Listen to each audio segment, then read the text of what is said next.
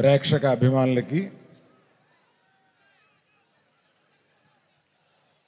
అభిమానులకి మీడియా మిత్రులకి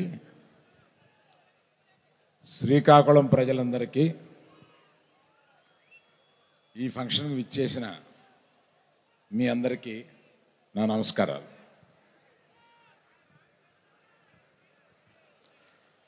శ్రీకాకుళం ప్రాంతంలోంచి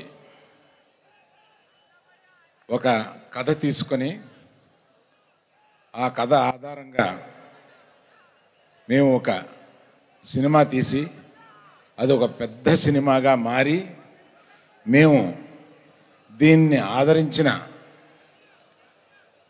అఖిలాంధ్ర ప్రజలకి నమస్సుమాంజలు ఈ ప్రాంతం నుంచి చెబుదాం. శ్రీకాకుళంలో ప్రారంభమైన మా ఈ సినిమా మీకు ఇక్కడికి వచ్చి కృతజ్ఞత చెప్పాలని చెప్పి మేము ఇక్కడికి వచ్చాం. మేమందరం మిమ్మల్ని చూసి వెళదామని. మంది ఇక్కడ కోడి రామ్మూర్తి గారి స్టేడియంలోంచి మనం ఈ ఫంక్షన్ చేసుకుంటున్నాం.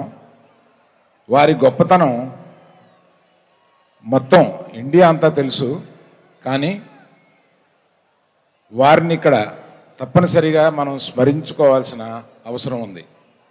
ఎందువల్లంటే ఈ ప్రాంతంలో చాలా సంవత్సరాల క్రితం పుట్టి ప్రపంచ ప్రఖ్యాతి గాంచిన ఆయన ఎన్నో కొత్త కొత్త విషయాలు, ఎన్నో ఛాలెంజ్లు చేసి ఆయన ఈ జిల్లాకి పేరు ప్రతిష్టను తీసుకొచ్చారు. నాకు ఆయన చరిత్ర చదివినప్పుడు ఇది ఒక వెబ్ సిరీస్గా తీయాలని చెప్పి కొంత స్టడీ చేశామండి. నాకు ఆశ్చర్యపోయిన విషయాలు ఏంటంటే, అంత బాడీ బిల్డింగు, అంత అంటే 2 కార్లను 2 చేతులతో ఆపి పబ్లిక్లో నిరూపించుకున్న ఆయన, అంత శక్తివంతుడు ఆయన కేవలం శాకాహారి. అది ఒక పెద్ద మెసేజ్ అన్నమాట. అంటే శాకాహారం తింటూ కూడా అంతటి శక్తిని చూపించగలమని ఆయన నిరూపించారు. అటువంటి ఆయన కథని ఏనాటికైనా ఒక సినిమాగా కానీ వెబ్ సిరీస్గా కానీ చేయాలని తలుస్తున్నాం.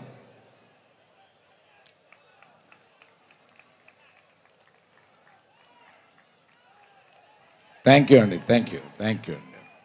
తర్వాత ఈ సినిమాలో అత్యద్భుతంగా నటించిన నాగ చైతన్య గారికి,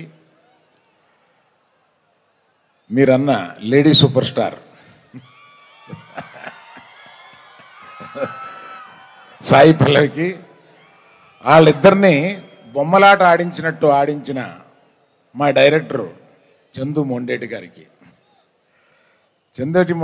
చందు మొండేటి గారు అలా తెలియనట్టుగా అమాయకత్వంగా అలాగా ఉంటారు, కానీ ఆయన కలంలోంచి వచ్చే ప్రతి అక్షరం, ఆయన మేధస్సులోంచి వచ్చే ప్రతి షాటు మనల్ని ఇవాళ ఉర్రు తొలగిస్తుంది.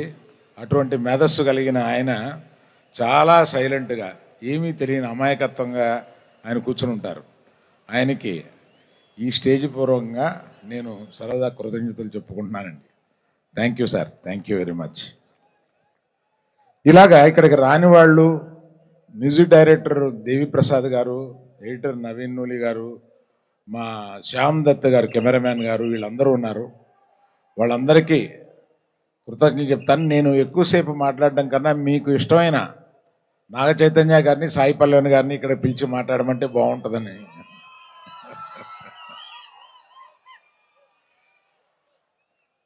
అమ్మ, దీని తర్వాత ఎవరిని పిలవబోతున్నావు నువ్వు? సరే, మనల్ని అందరినీ బొమ్మలాట ఆడిస్తున్న చందు బండేడి గారిని రమ్మని, మీ తరపున మీ ఫీజు కొంత నాకు ఇచ్చేయండి.